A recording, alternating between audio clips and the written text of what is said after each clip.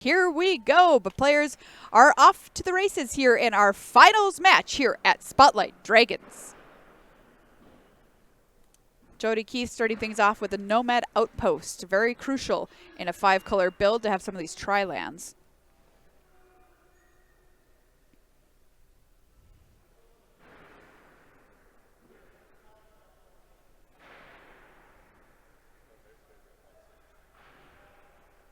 Looks like they're just taking a pause there to make sure they were okay to go here to play the match. Yeah, we're okay. We're watching you. All right, here we go. Embermouth Sentinel for BK.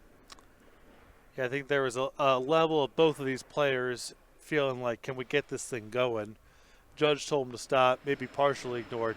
Did the same thing in my feature match in Portland, round 1. Judges held us up, and my opponent and I were like, let's just kind of keep the ball rolling here. Wasn't a great thing for me to do as someone who spends more time in coverage, but, you know, sometimes it's just that time, and we are now past 10 o'clock local. All right. And soon the security staff will be telling us that we got to take it down the street. Yep. We got to play in some restaurant. Got to play in the Denny's if we want to keep going.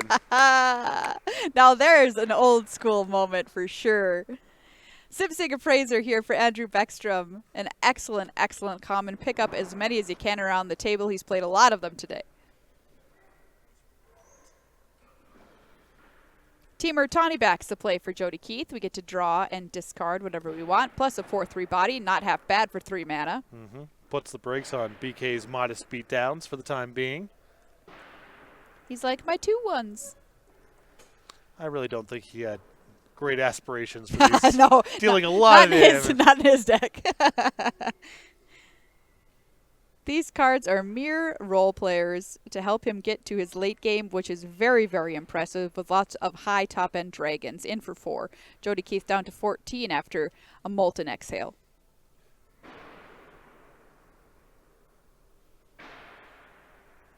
The cycle of exhales, by the way, every single one of them has impressed me so far this weekend. They're just excellent rate. Great cards to pick up anytime in the draft. I do appreciate also so many of them are damage-based removal or effectively damage-based removal, as we see one here. So in a sense, they are encouraging dragons because, you know, obviously the bonuses are very nice. But also, they are not necessarily great against all the dragons. So they kind of promote them in two different ways of what's a good way to beat -3/-3. Have some 5/5s and 6/6s. In fact, BK was telling me in the sealed rounds, not in day number 2, but in the sealed rounds, there were a couple of matchups where he was siding out Caustic Exhale. Oh, interesting. Because like -3/-3 is not good enough. Yeah. Not tagging any of the relevant stuff here. All right, here we go. Jeskai Shrine Keeper. Love this card. Swings on in for 3 with haste. Gain a life, draw a card. Encroaching Dragonstorm on the table there for Andrew. Played last turn. Helps him search up some more lands. In for another 2 with this Esper Sentinel. Jody Keith down to 11 already. Man, those little 2/1s did a lot of work, quite honestly. Almost half his life total. It's not shabby. I mean, you know, you don't really expect this one to go all the way, but what you're hoping for is if Jody's life total gets low enough from these attacks, there could be tactical significance down the line of him maybe being forced to chump block a turn early or not being able to take certain risks because he can't afford what's coming on the crackback. So it's not really a beatdown matchup, and I don't think BK is anticipating it really going that way, but you take the points where you can. It has a habit of coming up. Fresh Start is going to flash on in to remove any abilities from this Jeskai Shrine Keeper. Turn it into a tiny little insignificant creature. It's interesting, too, because, you know, the safer thing would be to do that on BK's turn when Jody's tapped out. If he's waiting until now, it means he wants this thing tapped so he can keep the beatdowns coming. All right, we're going to counter target non-creature spell here from Jody Keith's side of the battlefield to keep this Shrine Keeper alive and kicking. Andrew drops to 14. Jody gains the life up to 12, draws a card. That's a Riverwalk technique, and one of the reasons that it's so powerful is the modal ability on that spell.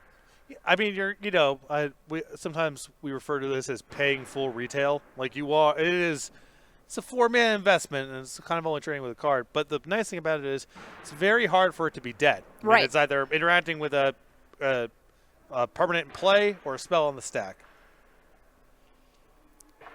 Turn passes back over to Andrew. A million land in play.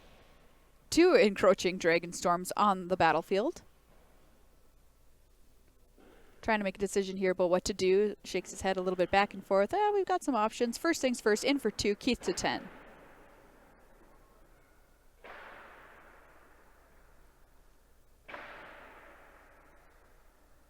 It's interesting to see Jody Keith here playing white because normally that's left out of the 4-color builds that you see in this draft format.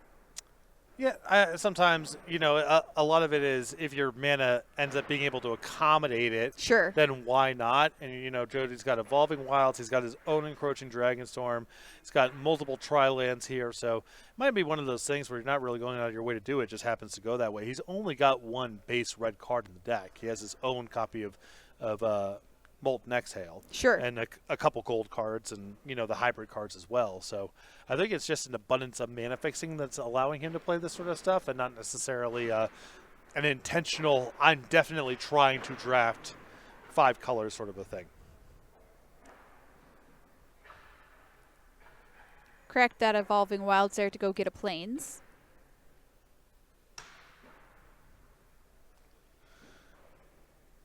As Baeckstrom still deciding here what to do with his turn. It's going to pass. Back over to Jody Keith. Draws. Suspiciously like a blizzard. Yeah, I feel a blizzard coming. Here's a Shrine Keeper in. Shrink it down. Bewildering Blizzard. There it is. Give it -3/-0 until end of turn. Draw 3 cards. And again, maybe the safer thing to do here would have been to do it on Jody's upkeep, give him one less look at a counterspell or piece of interaction. But Andrew continuing to value these beatdowns. I mean, he's got Jody down to 10, and he'd rather have that creature be tapped so he can keep the damage trucking on in. Andrew draws 3 cards, one of them a Kirikit Guardian, notably. Wow, a 3rd Tri-land here for Jody Keith. Was certainly the one scooping him up at the table from Andrew Baeckstrom. That was Opulent Palace. All right, little Embermouth, get in there. Maybe?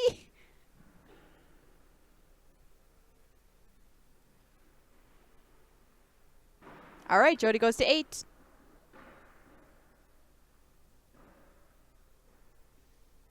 Some noble beatdowns. Indeed. It's not always about the dragons. Sometimes it's about a 2/1 Chimera.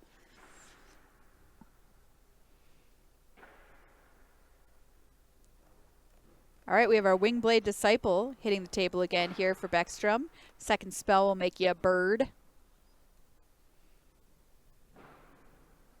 Forest. In comes the Kirikit Guardian. Trigger the Disciple, make the bird. Pick up the Encroaching Dragonstorms. Do you want every basic out of your deck? Run Encroaching Dragonstorm. You'll never see one ever again. And at this point, you have to assume Jody's either sitting on removal that he can't really effectively play or is flooding out. You would have seen, if he had just creatures that he could play, you would have been seeing him here. Ah, indeed. We have the 4/3 Flash Dragon here coming in for Jody Keith.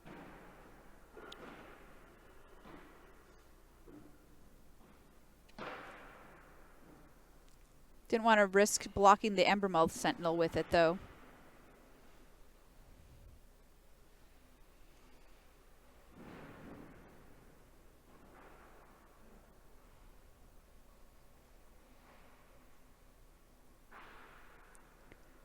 And here's a Jeskai Saga coming along as well.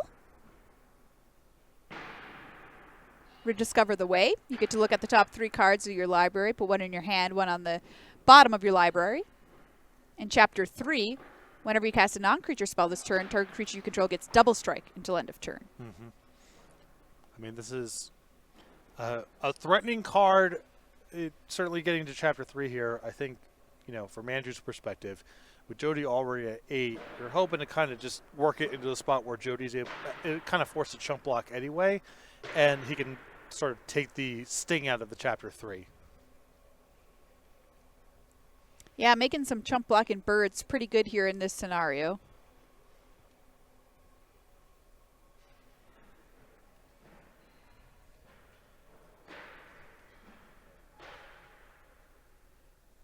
Keith here making a decision on where he wants to put these cards back on the bottom in any order.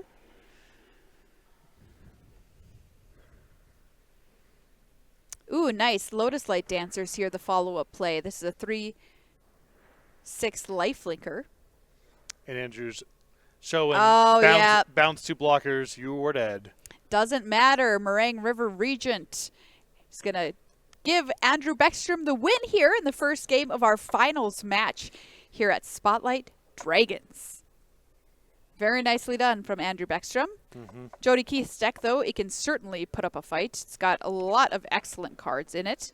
And I'm curious how deep that Jody's going to go into sideboarding here, and what his options are to play a little bit of a grindier game, because the things like the Osseous Exhale, not really what you want to be in this sort of matchup. You kind of just want to have card advantage, removal that you can just cast that's not super situational, and then whatever's going on in your top end. Hey everyone, if this looks fun to you, why don't you come and check out Minneapolis, my hometown. I can vouch for it. May 2nd through the 4th, it's going to be a regional championship. They're playing standard, but plenty of side events for you there as well. The regional championships are huge tournaments. There's a $100,000 prize pool, spots at the Pro Tour on the line, as well as spots at the World Championship. Check it out, May 2nd through the 4th.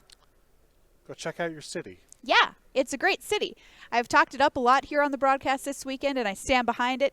We have some excellent restaurants. If you need a recommendation, my Blue Sky address is on screen. Let me know. You say whatever you like the best, and I'll send you to the best place. I took the Pro Tour staff when we had PT Minneapolis a couple years to my favorite steakhouse in Minneapolis, and they were like, they still talk about it to this day. Very proud of that fact.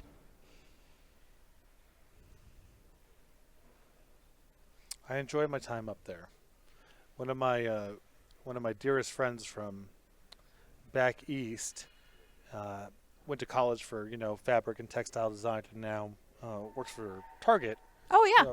So, she's up there, Minneapolis, and she's been there for a long time. So every once in a while we go out, and she takes me to some of her haunts, and it's cool. A lot going on. The area around the convention center is also pretty convenient. Like if you're just kind of looking to post up a few blocks on the site and be able to get a quick meal or whatever, Minneapolis is great. But if you're willing to do a little bit of exploring, a lot of cool stuff going on there.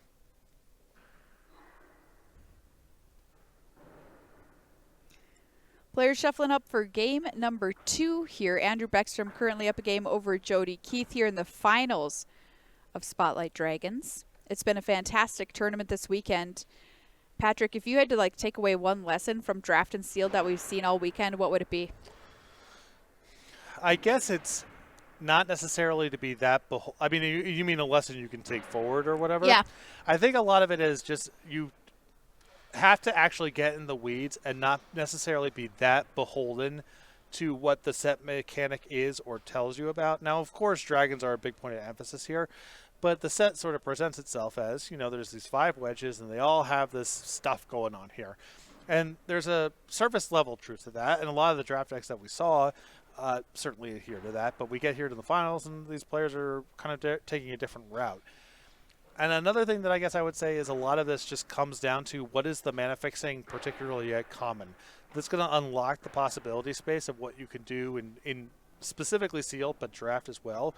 And this format is so flush with mana fixing at the lower rarities between the enters, play, tap, dual lands, and tri-lands, and some of the green fixing, that you don't necessarily have to just limit yourself to one wedge, even if when you're approaching the format at first, that's probably where you would start. Like your first draft of the pre-release, it's, I open up a good Mardu card, that's just what I'm going to be doing.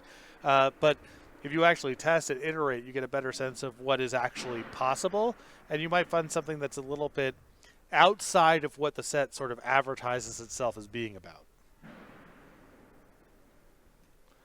One of the limited formats I had the most success with as a competitive player was the original Mirrodin block. All 3 sets. Nice. And obviously that's a very artifact-themed set or whatever. And, at first you're just drafting the artifacts and the equipment. It's the new stuff. Time goes on, and it sort of dawns on me, I really don't want to have the artifacts in my deck. People are putting such a premium on shatters and having artifact destruction in your deck that if I can just play like red-green creatures with removal, I'm going to have a big edge against all the people who are going out of their way to destroy artifacts. And also a lot of the artifact stuff is so synergy-driven that if you have a lot of removal, you can kind of break up the key elements and leave them with the leftovers.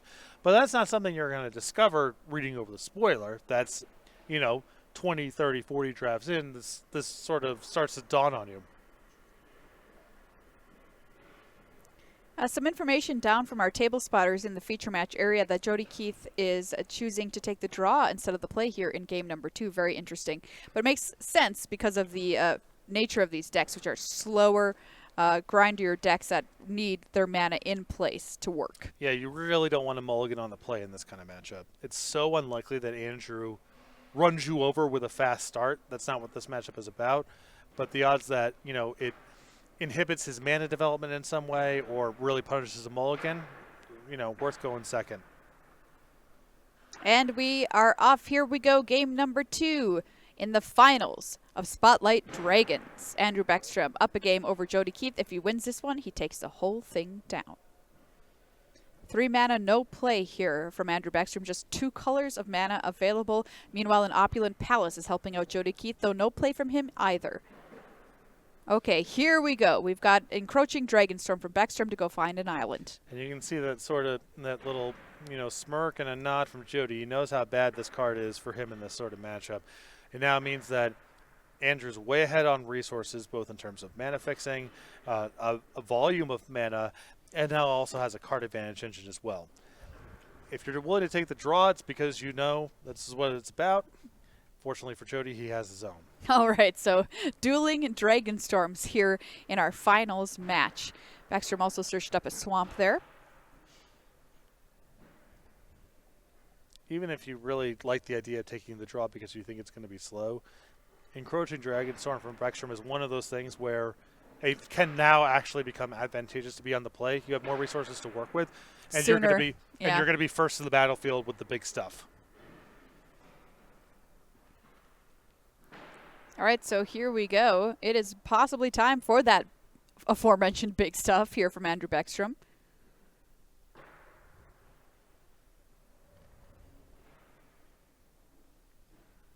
Carrot Kick Guardian, that's a big one. Pick up the Dragonstorm.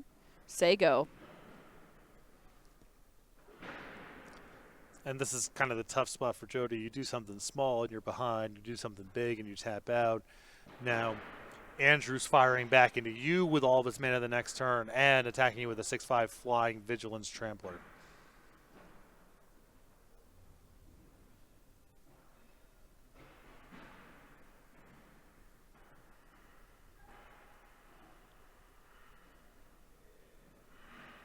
Some kind of judge situation going on down there. Looks to be quickly resolved here on the table. We're going to go get another land off this Sagu Wildling. Yeah, it looks like Andrew was trying to shortcut, basically saying, I want to get the land, play the land that I get, and now tap the 6 mana. Okay, yeah.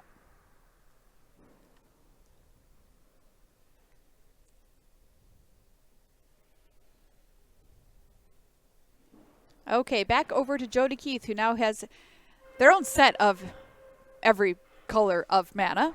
So we're good to go there. Mm-hmm. Yeah, Nick Miller was relaying a story about Jody's semifinal match, which we weren't able to watch, where Jody spent a very long time resolving a Dragonstorm and ended up getting 2 planes.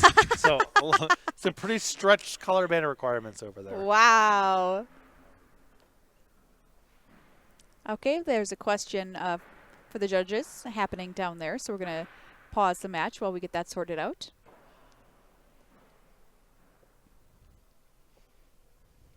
It's only a $5,000 match of Magic. Mm-hmm. You ever had one of those? You're like, not in a tournament.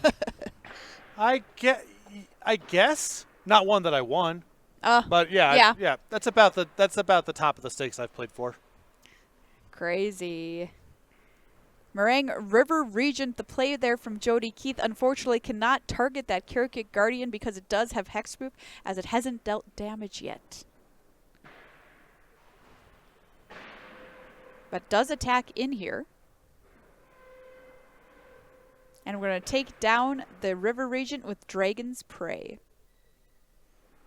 Jody Keith falls to 14 following that attack. Embermouth Sentinel the follow-up. The all-star from game 1. All-star. And now we're seeing the second mode, the free land, not just the beatdowns. This Chimera is so good. Smashmouth wrote a song about him. Mm-hmm.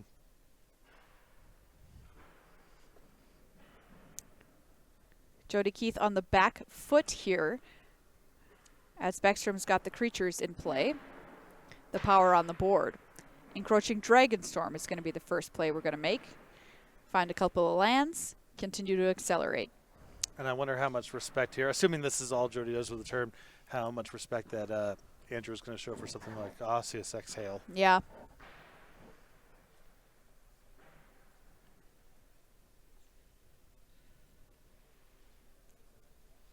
A thing to keep in mind, too, if this game ends up going deep, hopefully, for everyone's sake, it doesn't go down this way. But a thing to keep in mind, we haven't seen it on camera yet, to my That's a knowledge, great point. is these games can come down to recursive opening and potentially decking the other person. It's something that, you know, the Wildling, for example, can kind of backdoor where you can keep just shuffling it in.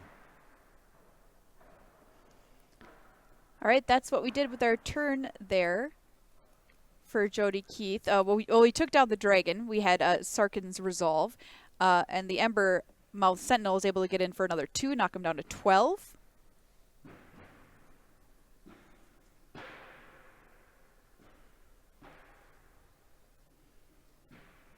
All right, one good Dragonstorm deserves another. Let's encroach.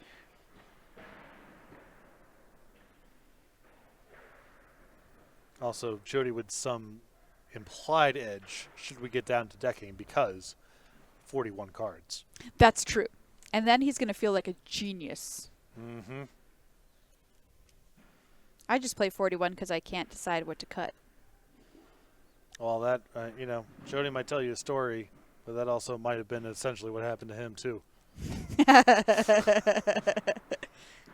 I'll go ask after. No, I kind of like them all.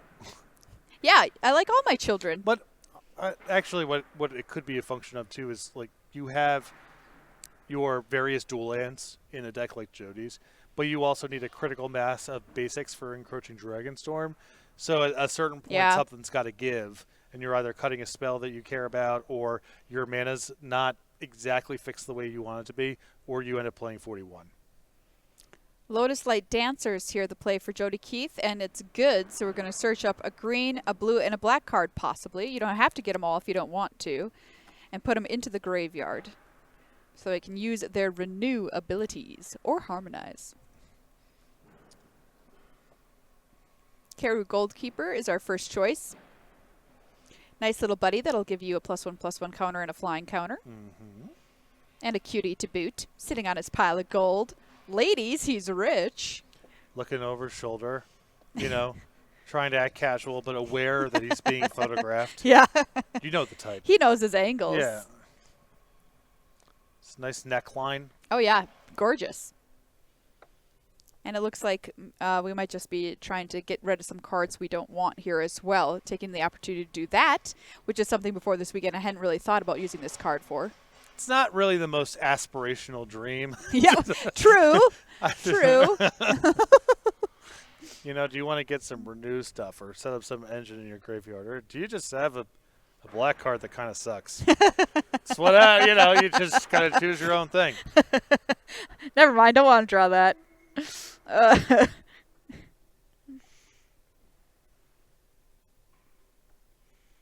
The Whirlwind's going into the yard as well there. Interesting choices.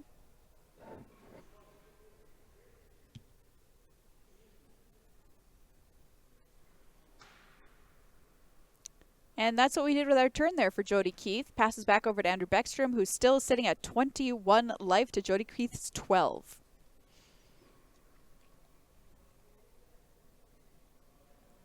You would expect Andrew here to show a lot of respect for Riverwalk technique.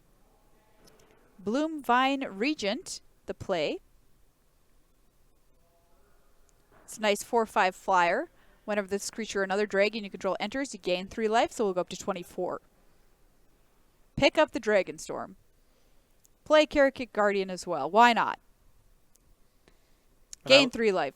And I love this turn from Andrew because this is, again, he doesn't want to commit a large spell in the face of Riverwalk technique. Jody's signaling it pretty hard here. Yeah.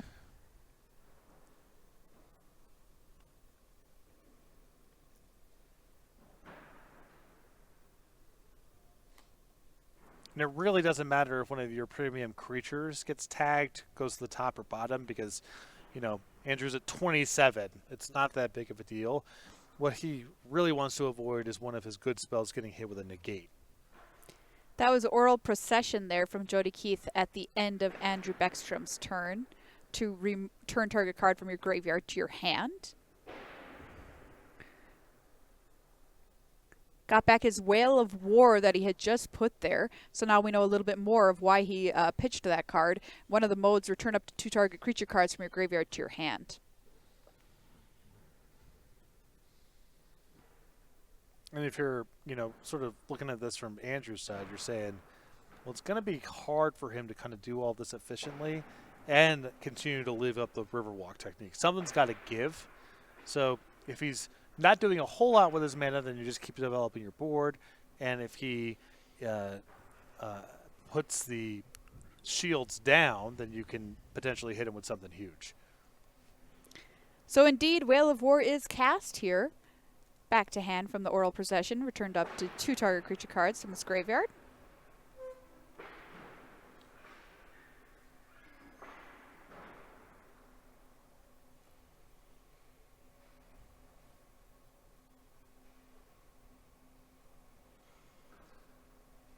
Ice Ridge Serpent, the other play here from Jody Keith, who's going to bounce the Bloom Vine Regent back to Andrew's hand, enabling this attack with a 3/6 lifelinker. So you would expect, you know, Jody to not really have pump spell necessarily. So it looks like, you know, Jody would be happy to sort of follow up with a second spell. And I think Andrew's putting enough of a premium on the 6/5, saying, you know, I'm tapped out this turn, but next turn I'll be able to kind of play over the top with whatever instance I've got because I have a lot of mana to work with. Kick Guardian does, in fact, get in there, knocking Jody Keith down to 9. Andrew at 24. Encroaching Dragonstorm. 3rd time it's been played this game for Andrew Baeckstrom. You got more basics in there? Well, a thing that I'm noticing from Andrew here, a setup that he really likes is just doing the Encroaching Dragonstorm with an eye towards then casting Bewildering Blizzard, knowing that there's no lands in the deck. Sure. You know. Because you kind of want to, if you have a lot of card drawing, you kind of want to get everything out of the deck first and then start drawing. We're going to play the Bloom Vine Regent yet again, picking up that Encroaching Dragonstorm. Will it get cast for a 4th time? We'll find out. Andrew's going to gain another 3 life up to 28. Pass the turn back. Jody Keith at 9. Facing down 2 giant flyers in the air from Andrew Baeckstrom. Can I give you a little story about how tired I am right now? Yeah, absolutely. I'm looking at Jody Keith's life total, and I couldn't tell if that was a 9 or a 6 facing Jody. Like, you know what I mean? Hey, we have had a long weekend. It's 9. The answer is 9. We need to put a little line under it or whatever. Yeah. I was like, is that number facing Jody? And it's like, no, that's a screen. It's not facing. I'm thankful for that story because I'm not the only one who's on the struggle bus here. So now Andrew's signaling with the 2 mana that he has up, he is willing to make this block and say, hey, Jody, whatever you got. What do you got? Do it. I can fight back on it. Molten Exhale was the card that Jody had, and there is Snakeskin Veil as a response to protect the Kick Guardian. Yeah, this is out of Andrew's sideboard. Um, he also brought it in the quarterfinals against an opponent not playing exactly the style deck, but sort of a longer game. I think you kind of would expect this about sort of kind of like a tactical exchange, but here it's likely in this kind of matchup that he's going to trade with a premium card for just 1 mana, and was able to get the Riverwalk tactics out of Jody's hand here. So that's a big win for Andrew, even though his dragon ended up dying. Yeah, and you sniffed out that Riverwalk technique for sure. That Jody was holding it. Bloomvine Regent gets in, and oh yeah, baby, we're casting this Encroaching Dragonstorm for a 4th time. Nothing but gas off the top of the deck.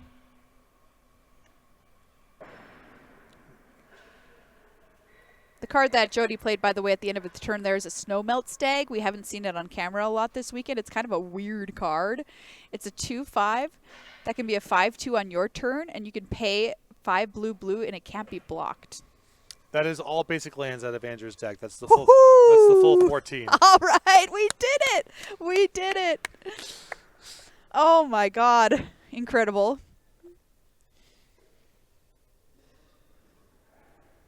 I think the cards that Jody has here, the Stag and the 3/3, sort of represent the challenges in the matchup. These are fine cards. It's just not what this kind of game is about at all. Right. We're going to renew here with the Keru Goldkeeper to give something +1/+1 counter and flying. And it's going to be the Snowmelt Stag. Ooh-hoo, Molten Exile in response.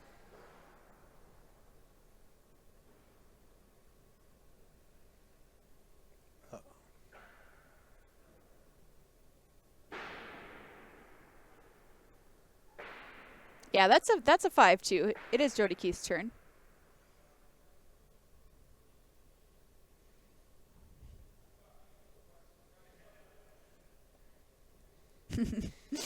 Players still having a lot of good humor down there in the feature match area, despite this being a $5,000 match. Well, Andrew was very happy that he successfully identified that the card was in fact a 5/2, and that he had not just dealt 4 damage to a 2/5. Yeah. Is that 16 lands in play, by the way, for Andrew? Does he only have 1 more land in his deck? That's 14. I think he might just only have 1 Rugged Highland left. Nice. Bloomvine Regent gets in for another 4. Jody Keith falls to 5. Andrew Baeckstrom in an extremely commanding position here at 28 life.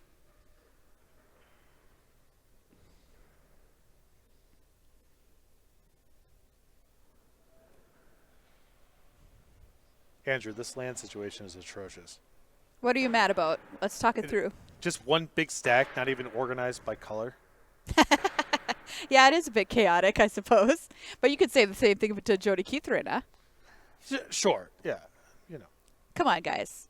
Come on, clean it up. This is the finals. Come on. Have some respect for the game. Whirlwing here for Jody Keith. This Dragon's 4/3 Flash. It's going to come in at the end of Andrew's turn.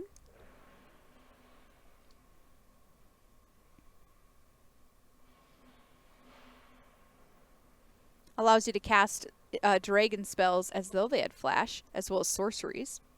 Getting in for 4, Andrew Baeckstrom down to 24. Okay. Let's go. Encroaching Dragonstorm cast. What time is it for Jody Keith? 3rd time? 2, 3, 4, 5, 6, 7, 8 basics going to 9, 10. 4 sounds right. All right. Wow. The most Encroaching Dragonstorms humanly possible, I would go ahead and say here this round. I mean, you could cast it a 5th time, but in that case, your mana's already, the situation's not great. Yeah, and then once we get down to this stage of the game, I mean, it is really just a function of who has more power and answers, because there's no one's drawing 2 lands in a row from here, right? Like right. We're getting to the point where we're sort of playing chess. Okay, we've got the bird token engine online here. Wingblade Disciple for Andrew Baeckstrom.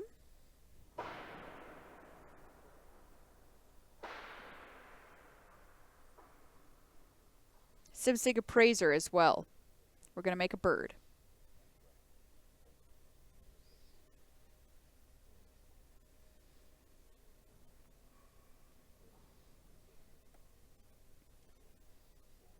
Man, why would you ever draft anything else? You know what I mean? You value your time. So you just draft Mardu so that you get the games over with faster. You know, someone's got to lose. Might as well be fast. That's so noble of you. Bloomvine Regent turns sideways. Osseous Exhale to play from Jody Keith to try and deal with it here.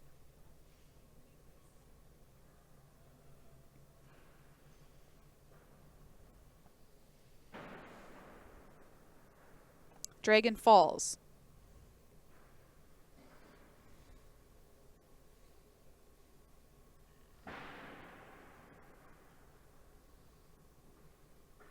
Jody Keith also goes back up to 7 after that play, pretty crucially.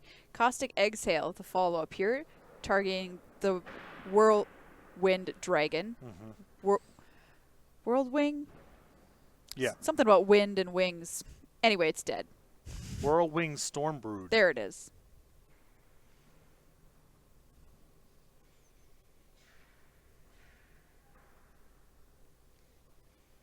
And Andrew's got to be pretty happy about that. You know, these games often get to a point where it's really just about the flyers and your ability to answer them, and being able to take out a reasonably statted flyer with one of your weaker removal spells. All right, here's Meringue River Regent for Jody Keith. But he's not using the dragon side of it. He's using the omen side to draw some cards. Yeah, his deck is thin enough at this point that he's going to find it again. Yeah. And also, it's not a lot of great bounce targets right now. So I can see Jody just saying, you know, I need to find some kind of just some raw material to work with. Somewhere down the line I can find that card and it'll be, you know, more likely to actually have some useful targets to tag. Man, his deck was looking pretty thin there as Andrew was shuffling it.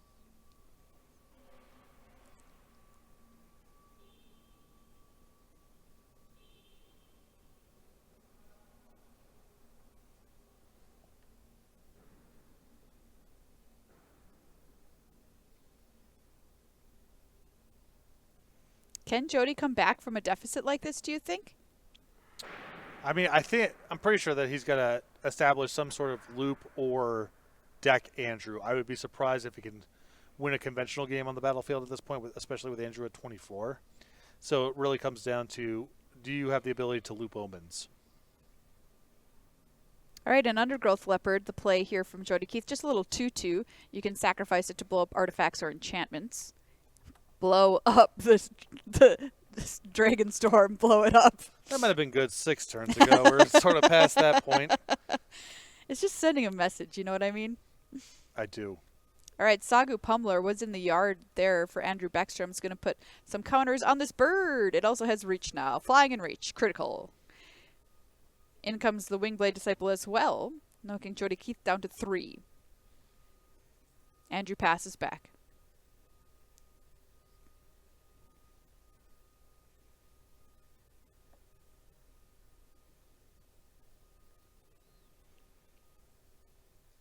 All right, Jody Keith here lining up some attacks of his own. Leopard coming in, trading with the Embermouth Sentinel. The Ice Ridge Serpent getting in for 3. Baeckstrom to 21.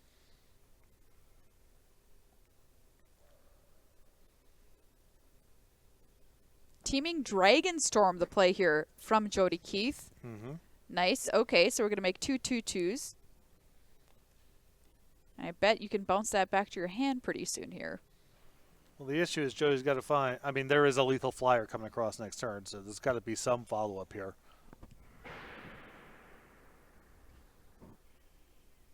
There come the 2/2s. What's up next? All right, Sagu Wilding. Nice. We've got a 3/3 flyer, and we're gaining 3 life. Up to 6. So that's nice. You now have something that's large enough to trade with the bird, and you have a little bit of cushion in case it dies. But also, Andrew's been sitting with a lot of cards in hand, and we know that it can't be lands. So It literally cannot be lands. Jody Keith now at 6 life, new lease on life. Pass the turn back over to Andrew Baeckstrom, who is still at 21. Ooh, wow. Okay, here we go. Bewildering Blizzard. Andrew's casting it not on Jody's turn, but on his turn. Draw 3 cards. yeah, he's not bound by mana, realistically. So He can play all the cards that he draws, and this also is he's likely to want to do this anyway because he wants the bird Right. to connect through and make it so the dragon can't block. And there we go. We've got a fresh start locking down that Sagu Wilding. Jody Keith falls down to just 1 life. Sagu Wildling of his own for Andrew Baeckstrom here is going to gain another 3. Pick up that Dragonstorm. Oh, yeah. Is Andrew going to just kind of barely crawl across the finish line? Seriously. All right, Jody, what can you do?